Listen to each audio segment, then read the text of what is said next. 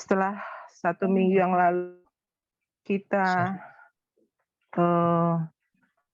membahas dari setiap ayat, dan pada hari ini kita akan mendengarkan presentasi dan eksposisi.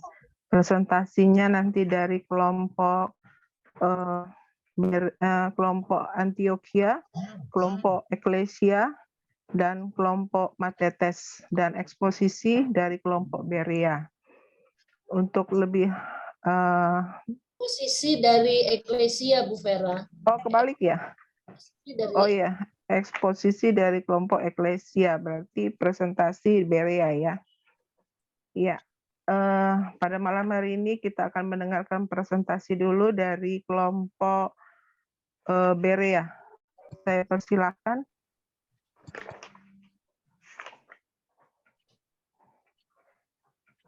Jadi anak, tolong. Oh, sebentar. Kita mau mendengarkan ini dulu ya. Saya ini downloadnya saya belum keluar nih WA-nya, aduh. Audio videonya dulu ya. Iya, videonya dulu.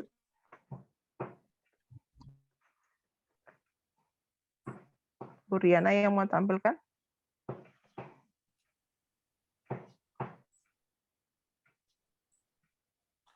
Masih di mute, Ibu Ci Riana. Saya belum bisa ini WA-nya belum bisa download. Pak Petra bisa tolong? Untuk apa ya? Ini yang filmnya, videonya. movie-nya. Oh. Dari KPA. Ini loh belum terbuka WA-nya. Aduh, baru 60%. Padahal udah dihapus. Oke, sebentar ya. Teksnya ya belum ya.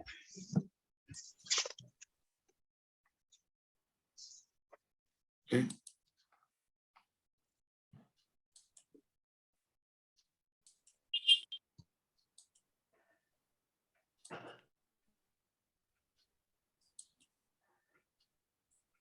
Oh, bentar, salah. Lupa, sorry. Belum di-share sound.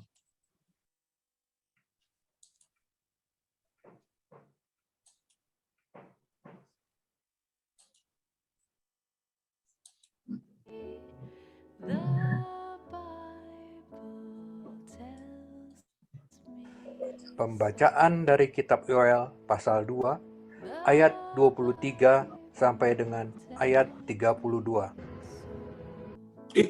Aduh, kepencet lagi. Pembacaan dari kitab Yoel pasal 2 ayat 23 sampai dengan ayat 32. Hai Bani Sion, bersorak-soraklah dan bersukacitalah karena Tuhan Allahmu. Sebab telah diberikannya kepadamu hujan pada awal musim dengan adilnya. Dan diturunkannya kepadamu hujan pada awal dan hujan pada akhir musim seperti dahulu. Tempat-tempat pengirik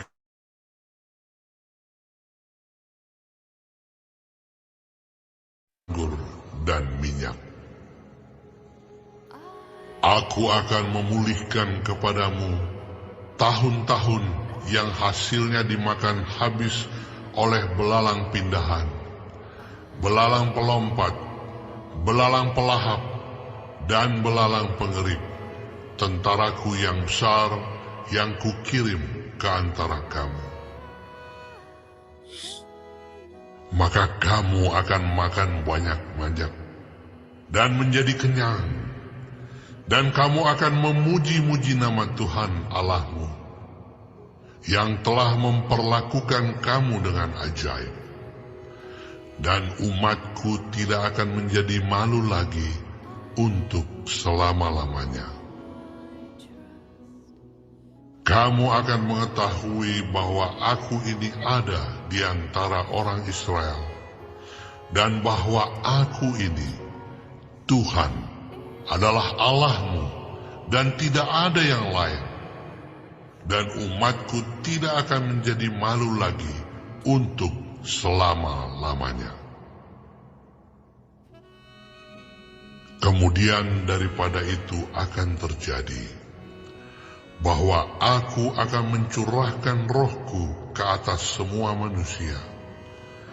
Maka anak-anakmu laki-laki dan perempuan akan bernubuat. Orang-orangmu yang tua akan mendapat mimpi. Teruna-terunamu akan mendapat penglihatan-penglihatan. Juga ke atas hamba-hambamu laki-laki dan perempuan akan kucurahkan rohku pada hari-hari itu. Aku akan mengadakan mujizat-mujizat di langit dan di bumi, darah dan api dan gumpalan-gumpalan asap. Matahari akan berubah menjadi gelap gulita, dan bulan menjadi darah sebelum datangnya hari Tuhan yang hebat dan dahsyat itu. Dan barang siapa yang berseru kepada nama Tuhan akan diselamatkan. Sebab di Gunung Sion dan di Yerusalem akan ada keselamatan, seperti yang telah difirmankan Tuhan. Dan setiap orang yang dipanggil Tuhan akan termasuk orang-orang yang terlepas.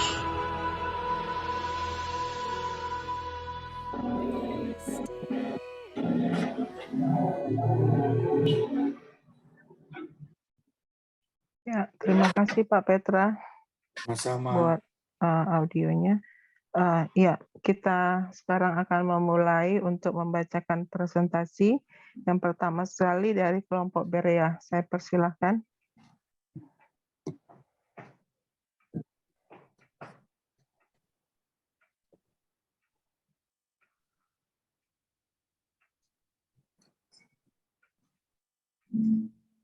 Christian udah ada di KPA belum? Coba saya bantu, barangkali Oh, belum Siriana dikirim. belum. Kalau enggak grup lain dulu aja lah, nanti saya kirim. Oh, belum dikirim ya? Oke. Kalau begitu dari kelompok Antioquia, boleh? Ya, terima kasih Bu Farah. Ya, silakan Pak Sikin. Ya, ini memang tugas dari kelompok Antioquia yang terakhir, dan memang atas izin dari pihak pendeta dan stafnya, tentu saya diperkenankan untuk menyampaikan ini sebagai tugas yang terakhir dari kelompok Antioquia. Kenapa demikian? Karena saya teringat pada Selasa lalu saya terinspirasi oleh yang disampaikan Pak Petra bahwa Matete, nama baru kelompok itu artinya murid. Nah, saya tergerak bahwa biarpun nama kelompok kita tidak mempunyai arti murid, tapi semua orang percaya itu dipanggil oleh Tuhan sebagai murid tanpa kecuali. Termasuk pendeta Handri Lutri juga dipanggil sebagai murid. Pendeta Zakdi juga dipanggil sebagai murid kita semua. Dan sebagai murid, kita punya tanggung jawab. Apa tugas murid yang nggak ada lain selain belajar? Itu tugas belajar yang harus ditanggung oleh kelompok Antioquia. Itu sebagai penyampaian presentasi pada hari ini. Nah, itulah asal mulanya mengapa saya mohon diberi kesempatan. Saya mau kelompok Antioquia menjalankan tugas belajarnya yang terakhir sebagai murid. Jangan terus dibiarkan begitu saja. Itu asal mulanya. Terus kemudian yang kedua, mengenai presentasi ini juga saya diberi modal pemikiran oleh si Pak Petra itu bahwa ini intinya adalah mengenai pertobatan.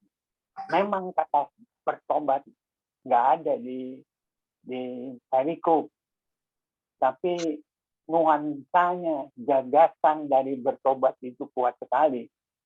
Terutama perikop Yoel 2:23 ini tentu diawali dari mulai ayat 1 sampai dengan 22 itu kita bisa jumpai kata yang menyatakan berbalik kepadaku dengan segenap hatimu. Yoel 2:12 dan Yoel 2:13. Jadi itu yang menjadi dasar peristiwa penting yang terjadi pada perikop ini. Baik, saya akan mulai. Negaranya adalah pemeliharaan Tuhan atas umatnya secara fisik dan non-fisik atau rohani. Pulau 1 saya ambil pemeliharaan secara fisik. Penjelasan 1, umatnya itu berarti yang berbalik kepadanya. Saya ambil dari ayat yang sebelumnya, yaitu pasal 2 ayat 12 dan 13. Di sana jelas sekali kata berbalik. Yang kedua, pemeliharaan secara fisik, yaitu pasal 2 ayat 23 sampai ayat 26. Pulau yang kedua adalah pemeliharaan secara rohani, non-fisik. Penjelasan pemeliharaan secara non-fisik dan atau rohani itu kita jumpai pada ayat pasal 2 ayat 27 sampai dengan 32. Aplikasinya, umat Tuhan akan dipeliharanya baik secara fisik maupun non-fisik. Jadi secara keseluruhan, bukan kenyang saja secara jasmani, tapi juga kenyang secara rohani. Itu yang dimaksudkan aplikasinya. Global view ada 3 ayat. 1, Ulangan 31 ayat 6. Kuatkan dan teguhkanlah hatimu, janganlah takut dan jangan gemetar, karena mereka, sebab Tuhan Allahmu, Dialah yang berjalan menyertai engkau. Dia tidak akan membiarkan engkau dan tidak akan meninggalkan engkau. Ayat yang kedua, Matius 7 ayat 7. Mintalah maka akan diberikan kepadamu. Carilah maka kamu akan mendapat. Ketoklah maka pintu akan dibukakan bagimu. Sedangkan yang ketiga terakhir adalah ayat berikutnya, Matius 7 ayat 8. Karena setiap orang yang meminta, menerima, dan setiap orang yang mencari, mendapat, dan setiap orang yang mengetok, baginya pintu dibukakan. Dan oleh-oleh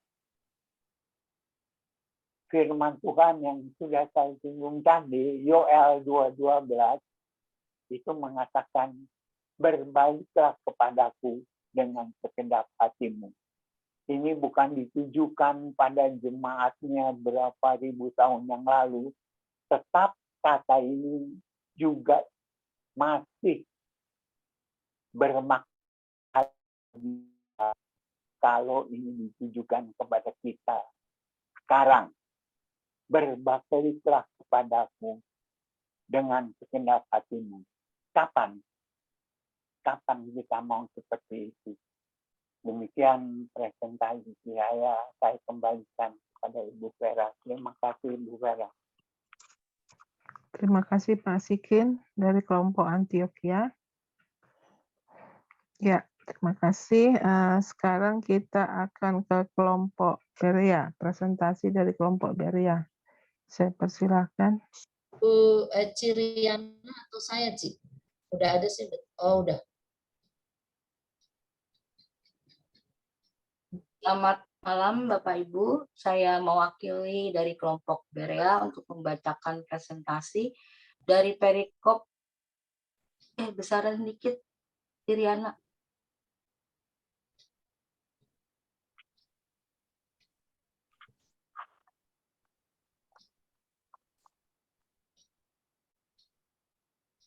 Dari perikop Yoel 2 ayat 23 sampai 32.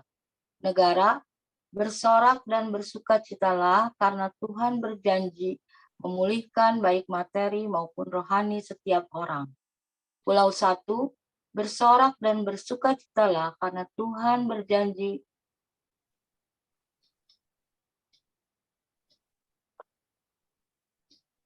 memulihkan materi. Kota Penjelasan ayat 23 sampai 27. Bani Sion bersorak dan bersukacita karena Tuhan akan menurunkan hujan sesuai musimnya sehingga menghasilkan panen tanaman yang melimpah. Bangsa Israel akan memuji nama Tuhan karena berkat-Nya. Kehadiran Tuhan di tengah bangsa Israel membuat bangsa Israel tidak akan mendapat malu untuk selama-lamanya. Kota ilustrasi, Benny adalah seorang pengusaha dealer mobil yang sukses. Tapi sayang, kemudian dia menjadi sombong dan jatuh di dalam dosa. Kehidupannya mulai terpuruk dengan adanya pandemi corona. Benny diingatkan untuk bertobat. Kemudian dengan sisa uang yang dia punya, dia membuka toko sepeda. Toko sepedanya berkembang pesat karena di masa pandemi, orang-orang banyak membeli sepeda untuk berolahraga. Kehidupan ekonomi Benny pun dipulihkan. Kota aplikasi. Ketika kita jatuh dalam dosa, cepatlah bertobat karena Tuhan selalu menyambut anak-anaknya yang kembali kepadanya. Global View, Yeremia 25 ayat 5. Kata mereka, bertobatlah masing-masing kamu dari tingkah langkahmu yang jahat dan dari perbuatan-perbuatanmu yang jahat. Maka kamu akan tetap diam di tanah yang diberikan Tuhan kepadamu dan kepada nenek moyangmu dari selama-lamanya sampai selama-lamanya. Pulau 2, Tuhan berjanji memulihkan rohani setiap orang. Kota Penjelasan ayat 28 sampai 32. Tuhan berjanji akan mencurahkan roh pada setiap orang, baik anak-anak, orang tua, teruna-teruna, juga hamba-hamba. Tuhan akan mengadakan mujizat-mujizat. Sebelum datang hari Tuhan, benda-benda langit akan berubah. Setiap orang yang berseru kepada Tuhan akan diselamatkan. Kota ilustrasi, Bapak Benny yang sudah dipulihkan ekonominya, sekalipun pendapatannya tidak sebesar sebelumnya, namun ia menyadari bahwa itu semua hanya karena anugerah Tuhan saja. Dan Bapak Benny tetap mensyukuri, bahkan ia lebih merasakan damai sejahtera karena relasinya dengan Tuhan juga sudah dipulihkan. Sehingga saat ini juga mulai lebih rajin beribadah dan rindu untuk mengikuti KPA hari Selasa agar semakin mengenal firman Tuhan dan bertumbuh dalam iman kepada Kristus. Kota aplikasi, hari Tuhan akan datang cepat atau lambat. Namun bagi kita yang percaya, hari Tuhan bukanlah hal yang menakutkan, tetapi menjadi sukacita karena kita akan dipulihkan dan diselamatkan. Global View, Kisah Para Rasul 2 ayat 16 sampai 17. Tetapi itulah yang difirmankan Allah dengan perantara Nabi Yoel. Akan terjadi pada hari-hari terakhir, demikianlah firman Allah, bahwa aku akan mencurahkan rohku ke atas semua manusia. Maka anak-anakmu laki-laki dan perempuan akan bernubuat, dan teruna-terunamu akan mendapat penglihatan-penglihatan, dan orang-orangmu yang tua akan mendapat mimpi. Oleh-oleh, pertobatan adalah awal dari pemulihan dan pemenuhan kembali janji-janji Tuhan. Amin. Demikian presentasi dari kelompok Berea. Ya, Terima kasih Bu Kuichan dari kelompok Berea. Sekarang kita akan mendengarkan presentasi dari kelompok Matetes. Silakan Pak Hendra. Ya, Pak Petra bisa gitu ya. Ya, bentar. Oke.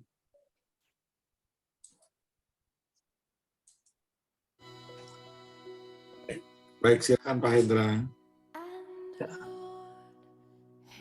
Ya, terima kasih. Saya mewakili dari kelompok Matetes untuk presentasi. Perikopnya yaitu Yoel 2 ayat 23 sampai 32. Negaranya bersorak dan bersukacitalah karena Allah berjanji memulihkan dan mencurahkan Roh Kudus-Nya serta menyelamatkan umat-Nya. Pulau 1, bersorak dan bersukacitalah karena Allah berjanji memulihkan umat-Nya. Penjelasan, kita diajak oleh Nabi Doel untuk bersorak dan bersukacita bagi Allah. Karena Dia telah berjanji dan berkenan memulihkan umat-Nya setelah mereka bertobat. Dan janji-janji pemulihannya dapat kita lihat pada ayat 19, 23, 24, 25, 26, dan 27. Bahkan di sini Allah berjanji bukan saja memulihkan, bahkan mengangkat bangsa Israel. Nah, di sini dikatakan bahwa umatku tidak akan menjadi malu lagi untuk selama-lamanya. Dan diulang lagi di sini di ayat 27, dan umatku tidak akan menjadi malu lagi untuk selama-lamanya. Ya, karena di sini Tuhan telah memperlakukannya umatnya dengan penuh ajaib. Dan Tuhan memberikan kepercayaan kepada Israel bahwa Tuhan ada di pihak bangsa Israel di hadapan musuh-musuhnya. Hingga saat ini kita percaya bahwa negara Israel sungguh diberkati, bahkan tidak pernah mendapat malu walaupun dia pernah perang dengan negara-negara Arab. Kepung di sana-sini tapi dia tidak dikalahkan karena Tuhan berpihak pada bangsa Israel. Global view, Wahyu 3 ayat 19. Barang siapa kukasihi, dia kutegur dan kuhajar. Sebab itu relakanlah hatimu dan bertobatlah. 2 Tawari 7 ayat 13 dan 14. Bila mana aku menutup langit sehingga tidak ada hujan, dan bila mana aku menyuruh belalang memakan habis hasil bumi, dan bila mana aku melepaskan penyakit sampah di antara umat. Dan umatku yang atas namaku disebut, merendahkan diri, berdoa dan mencari wajahku, lalu berbalik dari jalan-jalan yang jahat. Maka aku akan mendengar dari surga dan mengampuni dosa mereka, serta memulihkan negeri mereka. Mazmur 14 ayat 7. Ya, datanglah kiranya dari Sion keselamatan bagi Israel. Apabila Tuhan memulihkan keadaan umatnya, maka Yakub akan bersorak-sorak, Israel akan bersuka cita. Ilustrasi tidak ada. Aplikasi. Bersukacitalah karena Tuhan adalah Allah yang mengasihi kita dan sanggup serta memulihkan hidup kita. Pulau 2. Bersorak dan bersukacitalah karena Allah berjanji mencurahkan Roh Kudus-Nya serta menyelamatkan umat-Nya. Penjelasan.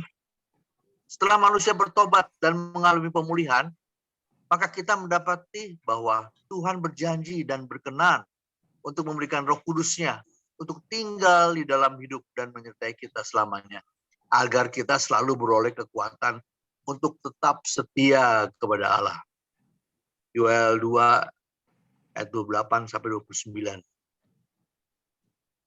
Dan Allah juga melalui Nabi Yoel mengingatkan bahwa dari Tuhan pasti akan tiba sebagai hari penghakiman Allah bagi dunia, di mana akan ada banyak kesusahan dan penderitaan terjadi atas manusia.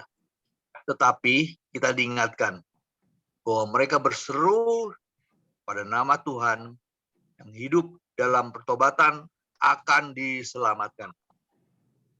Yoel 2 ayat 30 sampai 32.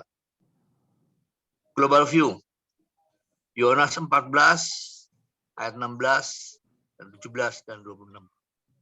Aku akan minta kepada Bapa dan Dia akan memberikan kepadamu seorang penolong yang lain supaya Ia menyertai kamu selama-lamanya, yaitu Roh kebenaran.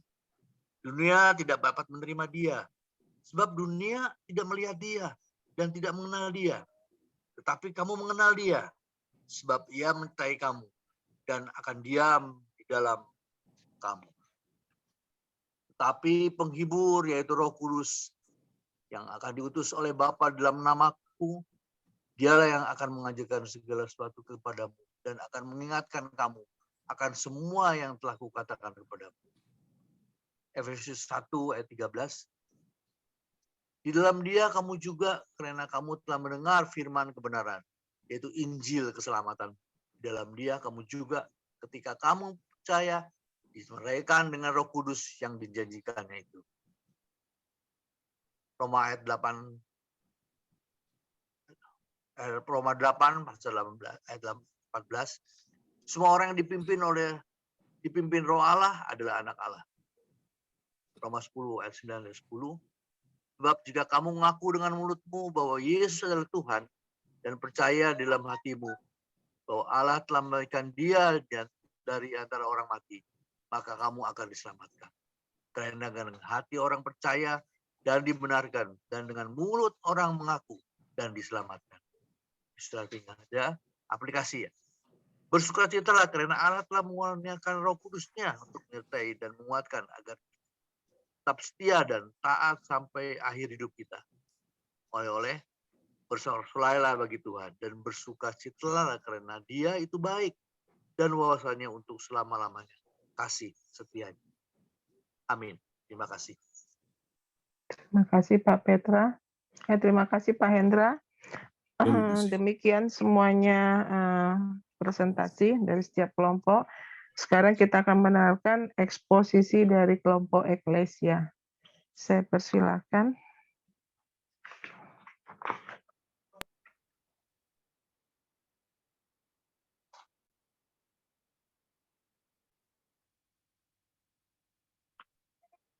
Diperbesar ya. Oke, cukup Bu.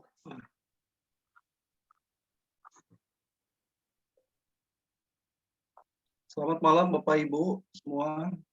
Dari kelompok Eklesia, eksposisi kami beri tema sukacita karena pemulihan dan pencurahan roh. Negaranya Allah mengajak untuk bersorak-sorak dan bersukacita karena setelah pertobatan Allah memberikan pemulihan dan pencurahan roh. Shalom, Ibu Bapak yang dikasihi Tuhan. Seorang bapak mengeluh kemarau panjang beberapa waktu lalu sempat melanda tempat di mana dia tinggal. Yang bertani dan berkebun mengalami gagal tanam. Rumput-rumput pun kering terbakar panas terik matahari. Air di sumur kering, lapisan tanahnya mengeras dan retak-retak. Kalau sudah begitu, si bapak dan para warga merindukan datangnya hujan yang bisa mengembalikan kondisi hasil bumi yang rusak akibat kekeringan untuk kembali pada kondisi baik. Dengan kata tersebut membutuhkan pemulihan. Pemulihan merupakan salah satu kebutuhan dan kerinduan terpenting dalam kehidupan manusia. Setiap saat manusia memerlukan pemulihan. Ada yang ingin dipulihkan hasil panennya dari sakit penyakit, dari hubungan rumah tangga dan sesama yang retak, dari keterpurukan ekonomi, PHK, bencana, dan segala macam masalah lainnya. Allah sanggup mengubah situasi apapun menjadi kebaikan. Namun ada satu pemulihan yang dapat mendatangkan sukacita dalam kehidupan kita, yaitu pemulihan hubungan dengan Allah, pemulihan di hati manusia, Allah menjanjikan pemulihan total. Pemulihan dari asal kata shalom dari Perjanjian Lama atau apokatis temai di Perjanjian Baru adalah pengembalian ke posisi semula dengan memperbaharui atau mengembalikan sesuatu yang sudah diambil atau hilang. Dalam Yoel 2 ayat 12 dan 13, Allah menyampaikan kepada umatnya, bangsa Israel atau Yehuda, agar berbalik kepada Allah dengan segenap hati, dengan berpuasa, menangis, dan dengan mengadu. Juga mengoyakkan hati, bukan pakaian, lalu berbalik kepada Tuhan Allah. Jadi pemulihan berasal dari inisiatif Allah dan pertobatan adalah kunci untuk mengalami pemulihan. Mengapa Allah begitu ingin umatnya berbalik kepadanya dan mengalami pemulihan? Dalam Yoel 2 ayat 13b dikatakan, sebab Allah pengasih dan penyayang, panjang sabar dan berlimpah kasih setia. Ibu bapak perhatikan juga di kitab Yoel ada 7 kali penyebutan Tuhan Allahmu.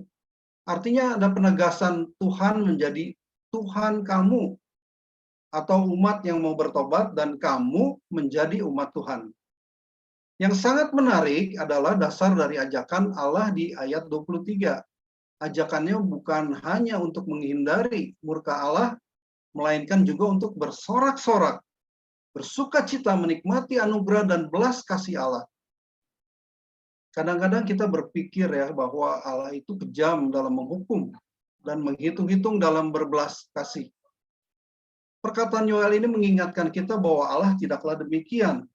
Tuhan itu lambat dalam menghukum dan selalu bersedia untuk mengampuni, bahkan disertai dengan janji pemulihan seperti hujan pada awal dan hujan akhir musim untuk mengembalikan kesuburan tanah yang membuat hasil pertanian dan peternakan melimpah. Umat yang kebutuhannya tercukupi bisa makan selalu banyak dan kenyang, akan senantiasa bersyukur dan memuji-muji nama Tuhan.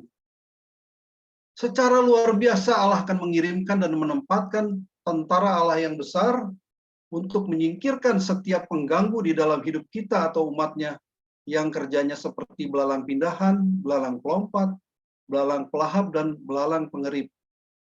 Tuhan juga berjanji umatnya bukan lagi sebagai umat yang dipermalukan dan tidak berarti, tetapi justru dipakainya menjadi saluran berkat dan bukti karya Allah di dunia ini. Menjadi kesaksian atas kasih, kebesaran, dan kebenaran Allah yang hadir di antara orang Israel atau Yehuda dan di dalam hidup kita yang mau percaya dan dipulihkan.